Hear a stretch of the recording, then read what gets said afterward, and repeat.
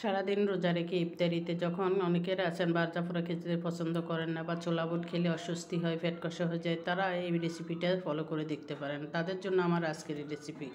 তো hello everyone, আসসালামু আলাইকুম। কে কোথায় থেকে দেখতেছেন, দেশ বিদেশ যে যেখান থেকে বসে এই মুহূর্তে আমার এই রেসিপিটা দেখতেছেন, সবাইকে জানাচ্ছি সালাম, অভিনন্দন, শুভ সন্ধ্যা বন্ধুরা। তো যদি ফেস থেকে দেখে থাকেন তাহলে একটা ফলো দিয়ে যাবেন, আর যদি ইউটিউব থেকে দেখে থাকেন তাহলে একটা সাবস্ক্রাইব করে যাবেন। তো বন্ধুরা, এখন আমি একটা ফ্রুট কাস্টার্ড রেডি করবো আজকে ইফতারির জন্য। কারণ আমার বাসায় অনেকে আছেন ছোলা বুট পছন্দ করেন না, ভাজা পোড়া খেতে চান না, তো সেজন্য আমি মাঝে মাঝে এরকম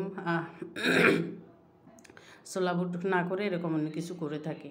সিরিয়ার সাথে এই রেসিপিগুলো অনেক ভালো লাগে। তো এখানে আমি সেজন্য কিছু ফ্রুট কাস্টার্ডটা করার জন্য কিছু ফ্রুট নিয়েছি। হাতের কাছে যে কয়টা ফ্রুট ছিল সেগুলি নিয়েছি, নিলাম এই যে একটা কাস্টার্ড পাউডার। এই কাস্টার্ড পাউডারটা স্ট্রবেরি ফ্লেভারের। এই কাস্টার্ড পাউডারটা এখন এখানে আমি হাফ কিলো দুধ গরম করে, আগে রোজের দুধটা গরম করে রেখেছিলাম, এখন ওইখানে আমি আরও 2 চামচ পরিমাণ কাস্টার্ড পাউডার মিক্স করে নিচ্ছি।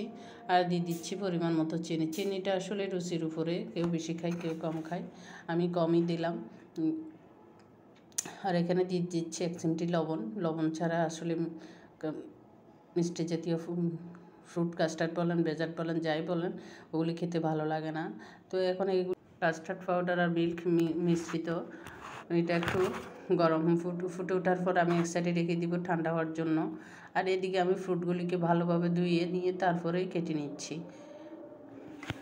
নেব সবগুলি ফ্রুট। আমি প্রথমে আপেলটা কেটে নিয়ে দেখাচ্ছি আপনাদেরকে কীরকম করে কাটতে হবে। এই আপেল কুচিগুলো ঠিক এরকম হবে, অনেকটা আনারের দানাগুলির মতো। এদিকে আপেল, কলা, আনার সবগুলি আমি রেডি করে নিলাম। আর কলাটাকে আমি এরকম কিছুটা ছিলে আর কিছুটা কলার চোকলার সাথে রেখে তারপর কেটে নিচ্ছি, কারণ না হয় সুন্দর করে কেটে নেওয়া যায় না। অনেকে পারে, আমি পারি না, তো আমি এভাবে করে নিই সংক্ষেপে। তো এই যে আমার কলারগুলিও স্লাইস করা শেষ, সবগুলি ফ্রুট আমি একদিকে কেটে নিলাম। এখন একটা যে বলে আমি এই ফ্রুটগুলি কাস্টার্ডটা নিব, সেখানে আমি সবগুলি ফ্রুট তুলে রাখতেছি। সবগুলি ফ্রুট তুলে নিয়ে তারপর ওইখানে আমি আগে থেকে মিক্স করে রাখা ঠান্ডা করতে দিয়েছিলাম যে ফ্রুট কাস্টার্ডের মিল্ক, ওটা কাস্টার্ডের মিল্কটা আমি এখানে ঢেলে দিচ্ছি। ঠান্ডা হওয়ার পরে মিল্ক কাস্টার্ডটা অনেকটা ঘন হয়ে যায়, যে এখন আমি এখানে ঢেলে দিচ্ছি। ঢেলে দিয়ে ভালো করে নেড়ে চেড়ে দিব। তো এই যে রেডি হয়ে গেল আমার ফ্রুট কাস্টার্ড।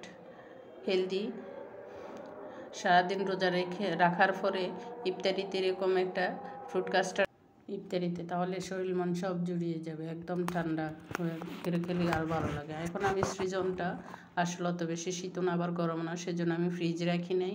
আমি তৈরি করে পরপরই একটা সার্ভ করে নিয়েছি, ইফতারির টাইম হয়ে গেছে, তো সেজন্য আর সার্ভ করার ওইটা দেখাতে পারি নাই। তো সবাই তৈরি করে খেয়ে দেখবেন, ভালো লাগবে ইফতারিতে।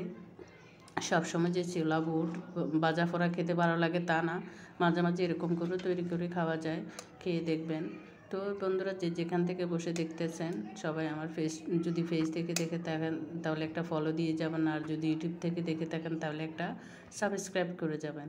তো সবাই ভালো থাকবেন, সুস্থ থাকবেন, সবাই সবার জন্য দোয়া করবেন। আল্লাহ সবার প্রতি রহমত করুন, আমিন। আল্লাহ হাফেজ, আসসালামু আলাইকুম।